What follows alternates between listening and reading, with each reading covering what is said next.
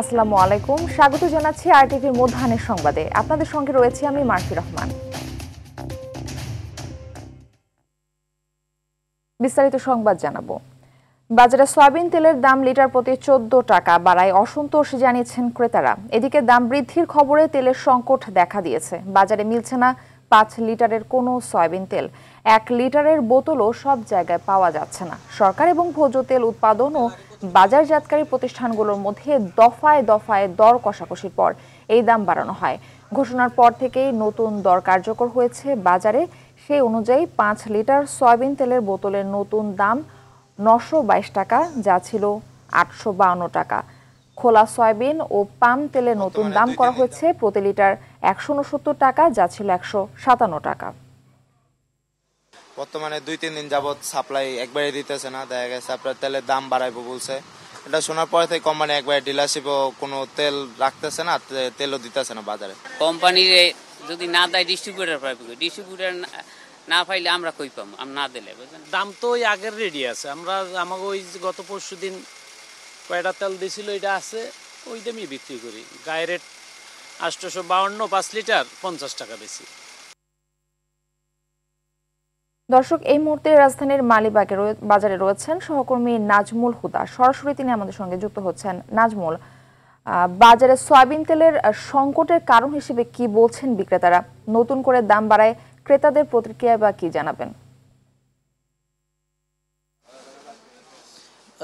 ধন্যবাদ। বিক্রেতারা বলছেন যে নতুন করে যেই 14 টাকা সয়াবিন তেলের দাম নির্ধারণ করা হয়েছে, 14 টাকা বাড়িয়ে দাম নির্ধারণ করা হয়েছে, তারপর থেকেই বাজারে সয়াবিন তেলের সংকট তৈরি হয়েছে। বিশেষ করে 5 লিটারের যেই সয়াবিন তেলের বোতল, সেই বোতল বাজারে একেবারেই নেই। 1-2 লিটারের বোতল কিছুটা রয়েছে, তবে সেগুলো বিক্রি হচ্ছে সেই আগের দরেই, অর্থাৎ 175 টাকা লিটারে বিক্রি হচ্ছে। যদিও মিল মালিকদের যে সংগঠন ভোজ্য তেলের, তারা 14 টাকা বাড়ানোর ঘোষণা দিয়েছে প্রত্যেক লিটারে।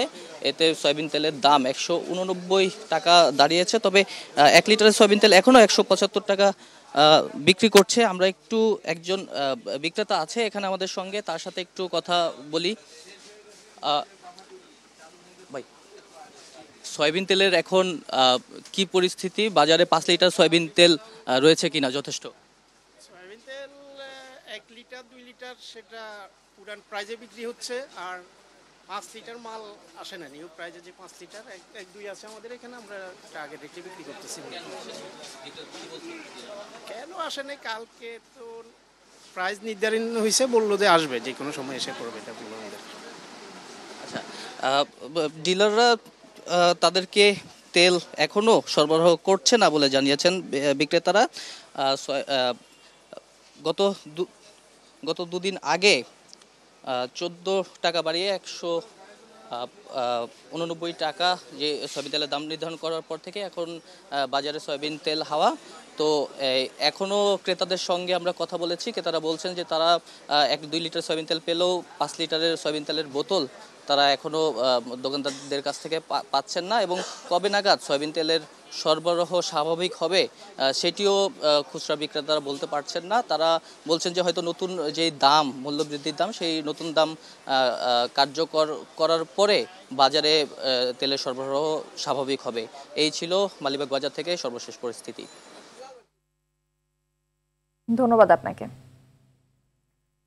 সিন্ডিকেট সভার সিদ্ধান্ত প্রত্যাখ্যান করে ক্যাম্পাসে অবস্থান করছেন খুলনা প্রকৌশল ও প্রযুক্তি বিশ্ববিদ্যালয় কুয়েটের শিক্ষার্থীরা। সোমবার রাতে প্রশাসনিক ভবনের সামনে খোলা আকাশের নিচে অবস্থান নেয় তারা। আজ দুপুরে পরবর্তী সিদ্ধান্তের কথা জানাবে আন্দোলনকারীরা। গেল রাতে বিশ্ববিদ্যালয়ের জরুরি সিন্ডিকেট সভা অনুষ্ঠিত হয়। বিশ্ববিদ্যালয়ের সকল শিক্ষা কার্যক্রম আগামী 4 মে থেকে শুরু এবং আবাসিক হল 2রা মে থেকে খুলে দেওয়ার ঘোষণা দিয়েছে কর্তৃপক্ষ। এছাড়া গেল 18 ও 19 ফেব্রুয়ারি ক্যাম্পাসে সংঘর্ষের ঘটনায় জড়িত থাকার অভিযোগে 37 জন শিক্ষার্থীকে সাময়িকভাবে বহিষ্কার করা হয়েছে। কুয়েটের public relations officer Shahiduzzaman Sheikh press বিজ্ঞপ্তিতে এই তথ্য নিশ্চিত করেন।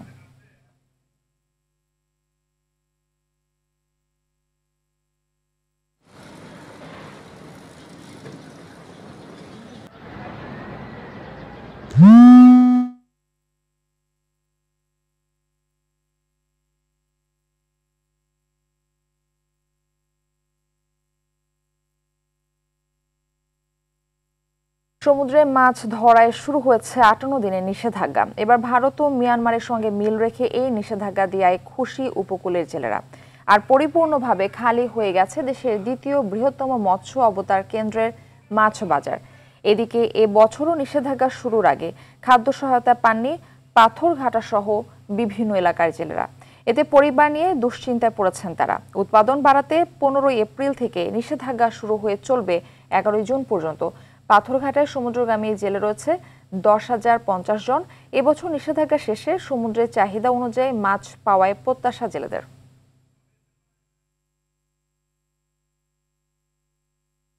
এ বিষয়ে আরো জানাতে বরগুনার কুয়াকাটা থেকে আমাদের সঙ্গে যুক্ত হচ্ছেন সহকর্মী কাজী সাইদ।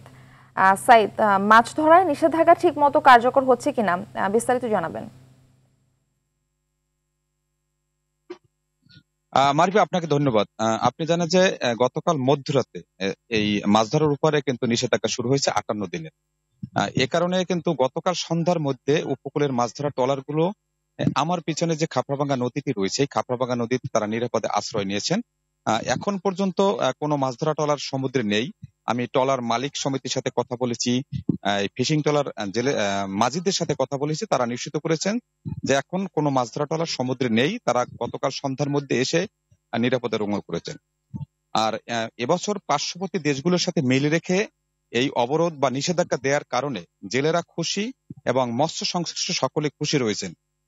এখন পর্যন্ত তারা এই নিষেধাজ্ঞা, সরকারি যে নিষেধাজ্ঞা রয়েছে সেই নিষেধাজ্ঞা অমান্য করে সমুদ্রে মাছ ধরতে যাবেন এরকমের পরিকল্পনা তাদের নেই। তবে একটি গুঞ্জন রয়েছে যে ভোলা থেকে কিছু মাছ ধরা ট্রলার সমুদ্রে যাবেন। যদি সেখানে এক সপ্তাহ তারা দেখবেন পরিস্থিতি, যদি ভোলার জেলেরা মাছ ধরতে পারেন তাহলে এখানকার জেলেরাও সমুদ্রে নামতে পারেন, এমন একটি গুঞ্জন রয়েছে। এছাড়া আজকে সকালে কিন্তু নৌ পুলিশ এবং কোস্টগার্ডের টহল রয়েছে। এই বিভিন্ন নদ নদীতে কিন্তু তারা টহল দিয়েছেন, সমুদ্রের মোহনায় তারা টহল দিয়েছেন। তো বলা যাচ্ছে যে এখন এই অবরোধ এখন পর্যন্ত তারা সঠিকভাবে পালন করার সিদ্ধান্ত নিয়েছেন এখানকার জেলেরা। আর আমি এখন এই যে 58 দিন অবরোধ থাকবেন সেই অবরোধে কিন্তু তারা তাদের যে ট্রলার, মাছ ধরার ট্রলার গুলো রয়েছে সেই ট্রলার গুলো তারা ডগিয়াটে উঠিয়ে তারা মেরামত করবেন এবং যে তাদের যে পুরানো জাল রয়েছে বা চিরা জাল রয়েছে সেই জাল কিন্তু তারা মেরামত করতে ইতিমধ্যে তারা জেলেরা কাজ শুরু করেছেন। তো আর জেলেদের দাবি হচ্ছে যে যেহেতু পার্শ্ববর্তী দেশের সাথে মিল রেখে এবছর অবরোধ দিয়েছেন, এখন তাদের যে এই অবরোধ চলাকালীন সময় তাদের যে খাদ্য সহায়তা দেওয়া হয় সেই খাদ্য সহায়তা যেন সঠিকভাবে তারা পান। মারফি, এই ছিল আমার কাছে কুয়াকাটা থেকে সর্বশেষ। ধন্যবাদ আপনাকে। সিন্ডিকেট সভার সিদ্ধান্ত প্রত্যাখ্যান করে ক্যাম্পাসে অবস্থান করছেন খুলনা প্রকৌশল ও প্রযুক্তি বিশ্ববিদ্যালয় কুয়েটের শিক্ষার্থীরা। এ বিষয়ে আরো জানাতে খুলনা থেকে আমাদের সঙ্গে সরাসরি যুক্ত হচ্ছেন সহকর্মী SM মনিরুজ্জামান। মনির, শিক্ষার্থীদের অবস্থান কর্মসূচির বিষয়ে কি তথ্য রয়েছে জানাবেন। এখন কুয়েটের কি অবস্থা?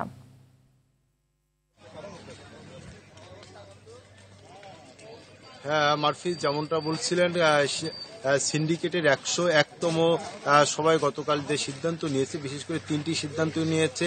এক হচ্ছে 37 জন শিক্ষার্থীকে সাময়িক বহিষ্কার, আগামী 2 তারিখ সকল হল খুলে দিবে এবং 4 তারিখ থেকে সকল কার্যক্রম শুরু করবে। তার পরিপ্রেক্ষিতে কিন্তু শিক্ষার্থীরা আজ তাদের আন্দোলনের 3য় দিনে এখনো পর্যন্ত প্রশাসনিক ভবনের সামনে অবস্থান নিয়েছে। তবে আজ দুপুর 12টায় আমার পিছনে রয়েছে দুর্বার বাংলায়, দুর্বার বাংলায় এসে বিক্ষোভ কর্মসূচি করার কথা রয়েছে। এখন ঠিক 2-1 শিক্ষার্থী ইতিমধ্যে পাশে এসে গাছতলায় অবস্থান নিয়েছেন। তাদের যে 12টায় নির্ধারিত সময় ছিল বিক্ষোভ কর্মসূচির, এখনো তারা সেই বিক্ষোভ কর্মসূচি শুরু করেনি। তবে তারা কিছুক্ষণ আগেও বলেছেন যে 12টায় তারা বিক্ষোভ কর্মসূচি করবেন এবং পরবর্তীতে তারা তাদের করণীয় কর্মসূচি ঘোষণা করবেন। আপনাকে জানিয়ে রাখি যে 37 জন শিক্ষার্থীকে সাময়িক বহিষ্কার করা হয়েছে, তারা সকলেই কিন্তু এই ভার্সিটি এলাকায় আছেন। অনেকেই এখন পর্যন্ত কিন্তু 37 জন নাম প্রকাশ করা হয়নি, যার জন্য অনেকের মাঝে এক প্রকার আতঙ্ক বিরাজ করছে যে সেই সঙ্গে তারা যারা দূর থেকে ভার্সিটি এলাকায় আসছে সে সকল ছাত্ররাও কিন্তু অনেকে বাইরে এসে অবস্থান নিয়েছে বলে আমরা জানতে পেরেছি। তবে আমরা অপেক্ষা করছি যে আর কিছুক্ষণ মধ্যেই হয়তো ছাত্ররা তাদের যে বিক্ষোভ কর্মসূচি রয়েছে সেই কর্মসূচি পালন করবে। মার্ফি, এই ছিল কুয়েট থেকে ছাত্রদের আন্দোলনের সর্বশেষ তথ্য। মার্ফি। ওটা রেডি হয় তারপরে। ধন্যবাদ আপনাকে। নির্বাচনের সুনির্দিষ্ট রোডম্যাপ চাইতে কাল প্রধান উপদেষ্টার সাথে বৈঠকে বসতে যাচ্ছে বিএনপি। তবে আলটিমেটাম নয়, আলাপ আলোচনার মাধ্যমে সমাধান আসবে বলে মনে করেন বিএনপির স্থায়ী কমিটির সদস্য সালাউদ্দিন আহমেদ। নির্বাচন ছাড়া ক্ষমতা দীর্ঘ করে কাউকে সুযোগ করে দিলে জাতি মেনে নিবে না বলেও হুঁশিয়ারি দেন তিনি। উদ্দেশ্য প্রণোদিত একটি গ্রুপ বিভিন্নভাবে বক্তব্য প্রতিষ্ঠা করার চেষ্টা করছেন যে নির্বাচিত সরকার আসলেই আগের মতো হবে। সেই জন্যই আমরা মনে করি যে এই বিষয়টি পরিষ্কার হওয়া দরকার এবং আমরা প্রধান উপদেষ্টার কাছে স্পেসিফিক রোড ম্যাপ চাইব, যেটা তিনি জাতির সামনে প্রদান করবেন। আন্তর্জাতিক প্রসঙ্গ। ফিলিস্তিনের অবরুদ্ধ গাজা উপত্যকায় ইসরায়েলি হামলায় সবশেষ 24 ঘন্টায় আরও 39 ফিলিস্তিনি নিহত হয়েছেন। আহত হয়েছেন শতাধিক।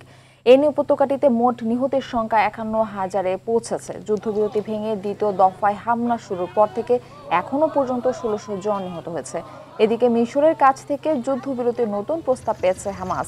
মঙ্গলবার আল জাজিরা এক প্রতিবেদনে জানায়, হামাসের অস্ত্র সমর্পণ ছাড়া ইসরায়েলের সঙ্গে কোনো চুক্তি সম্ভব নয় বলে জানিয়েছেন মিশর। এই প্রস্তাবকে একপেশে বলে মন্তব্য করেছে হামাস। এই প্রস্তাবের মাধ্যমে যুদ্ধ শেষ করতে হলে হামাসকে অবশ্যই অস্ত্র সমর্পণ করতে হবে। নেতানিয়াহুর এমন বক্তব্যেরই প্রতিফলন হয়েছে বলে দাবি গোষ্ঠীটির।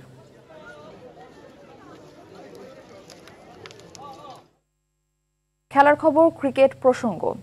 নারী বিশ্বকাপের বাছাই পর্বের ম্যাচে আজ স্কটল্যান্ড নারী দলের মুখোমুখি হবে বাংলাদেশ। লাহোরের গাদ্দাফি স্টেডিয়ামে ম্যাচ শুরু বাংলাদেশ সময় দুপুর 3টায়। বিশ্বকাপ বাছাইয়ের 2 ম্যাচের দুটিতেই জয় নিয়ে মূল পর্বের পথে এগিয়ে রয়েছে নিগার সুলতানার দল। মূল আসরের পথে এগিয়ে যেতে এই ম্যাচে জয়ের বিকল্প নেই টাইগ্রেসদের। এদিকে মূল আসরে খেলার সুযোগ রয়েছে স্কটিশ নারীদের। বাংলাদেশের হারের স্বাদ দিয়ে সেই পথটাই আরও মসৃণ করতে চায় স্কটল্যান্ড।